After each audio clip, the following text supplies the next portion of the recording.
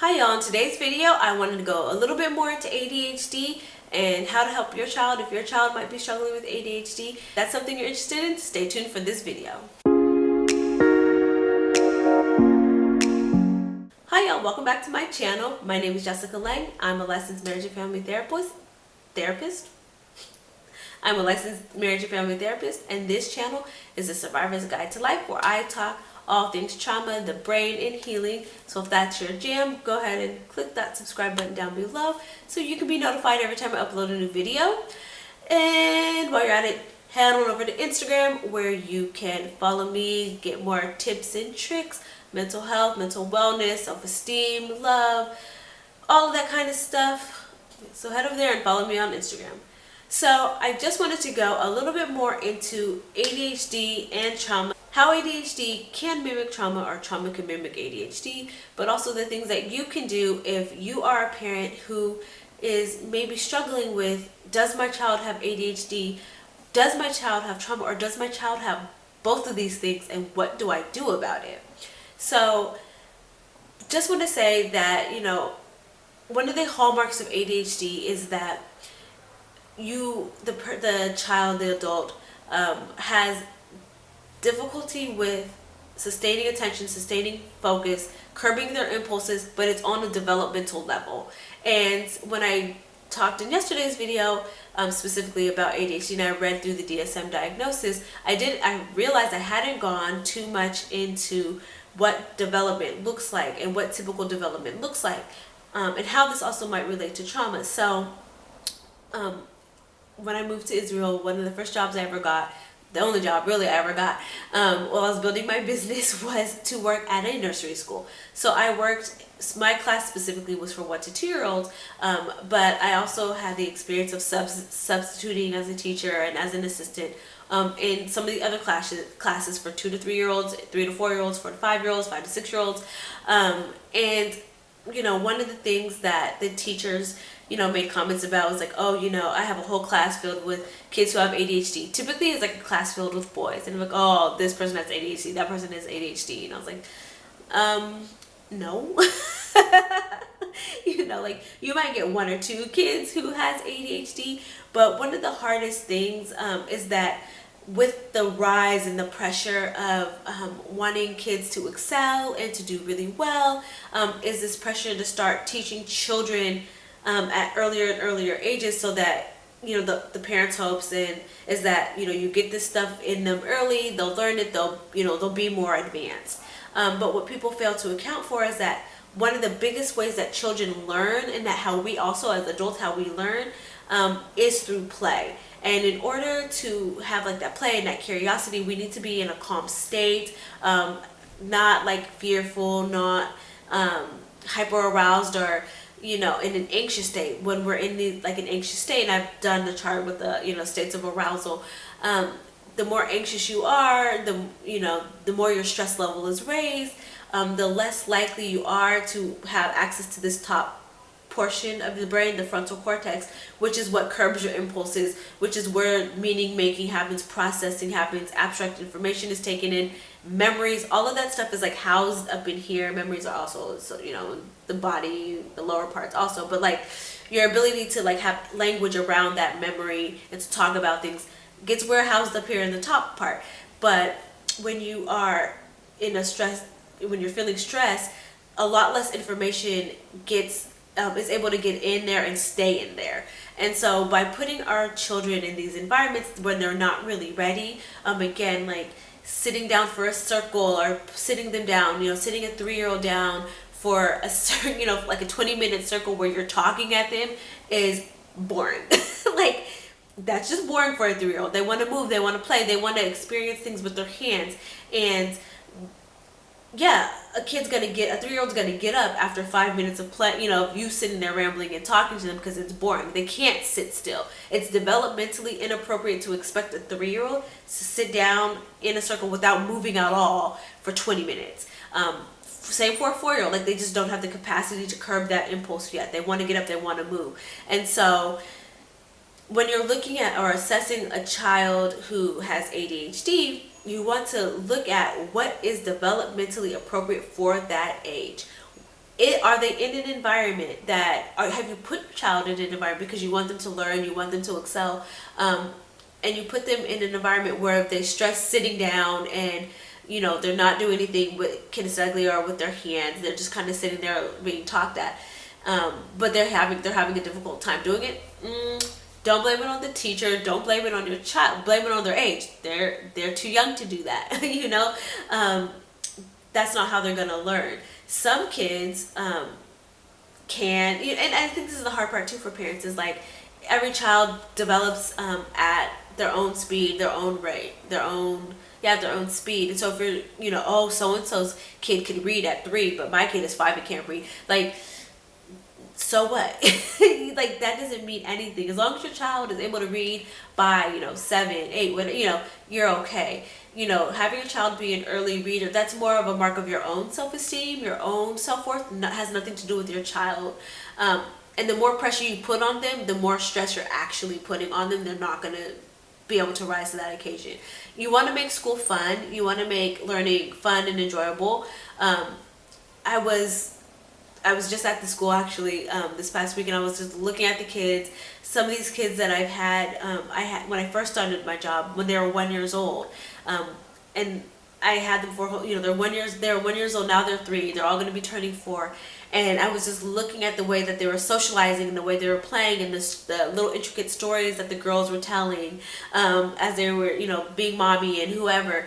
And some of them, I know their parents, and I know how their parents are, and so I could hear their parents in the words that they were saying and the stories that they're telling. Your child has been learning from you all along. You're not teaching your child how to talk like you, but here's an example of like your child, like they observe what's going on in their surroundings and they make a game out of it. Their imagination comes from it. That's where their play comes in. That's where the story comes in.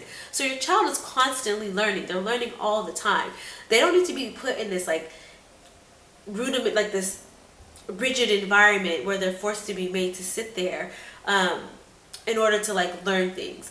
If you want your child to love books because you love books, start when they're babies. Make reading fun. Read to them stories. Don't just put a book on the floor and you're doing something else. That's not fun. They want to be with you. So when they're really young and proximity to you is most important, read with them. Read those baby books a million times.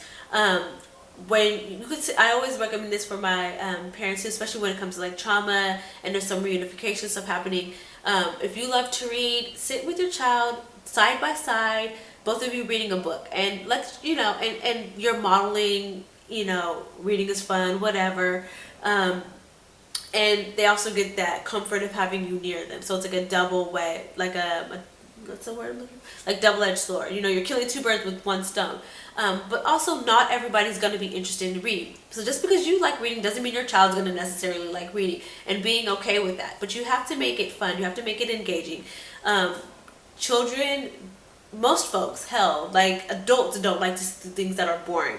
I don't have ADHD, but I'll tell you right now, like I can't sit for, an hour straight and do nothing with my hands. Like I can't do that. And I don't have ADHD. We're not meant to do that, but we're forced into these environments where we can't do anything. We can't fidget. You know what I'm saying? And so like, it's really hard for a child to do that. It's hard for an adult to do that, but making sure that you are looking at what the developmental expectations and needs are for your child. So there's books you can get. One of the book series, it's the big series I always recommend to my parents is Touch Points by Barry Brazelton. He has one from like birth to 3 years old and then 3 to 6, and he just kind of highlights like what to expect at different developmental stages for your child. So get those books and read them if you're just trying to figure out, well, what's developmentally appropriate for my child. You can also look on different websites that are done by the government. Like First 5 is a good example. Look up First 5. Like they have charts for developmental milestones. Talk to your pediatrician. Talk to educators. Like all of that to kind of get what is a developmental expectation. Is it reasonable to expect a 5-year-old or a 4-year-old to literally sit there for 45 minutes to an hour? I'm thinking specifically at the school where, everybody has ADHD, and they're supposed to, when they go to first grade next year, they have to sit for 45 minutes and not do anything. And I'm thinking, oh my God, like, at 6 years old, okay, you know, that's rough. You know, that's rough for most kids. Look at what the developmental expectation is for that child. Finally, when you're looking at trauma, trying to figure out if there's trauma here at play, like if it's a trauma or if it's ADHD or if it's both, remembering that if you come from a war-torn country or looking at community violence, these are environments where your stress level is going to be up, and that it's repetitive stressors, and so the brain develops in a use-dependent manner. So if survival adaptations are what's predominantly used, those are the ones that are going to be strengthened, as opposed to, like, you know, sitting around reading a book. Like, that's not going to be strengthened as much because it's not used as much as like your survival adaptations.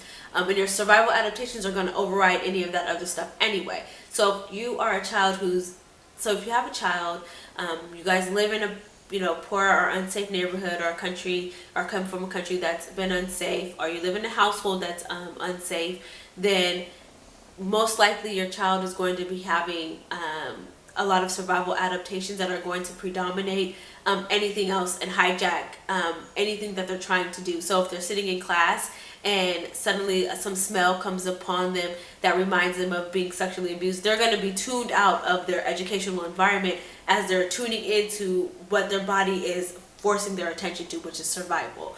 And then they're gonna have like little gaps here and there. And once children or people really start to kind of miss certain things educationally, like you feeling lost in school or lost in a project, you know, think of like you've gone to college and you didn't go to a couple classes, and when you finally go back, you're like, what the hell is going on?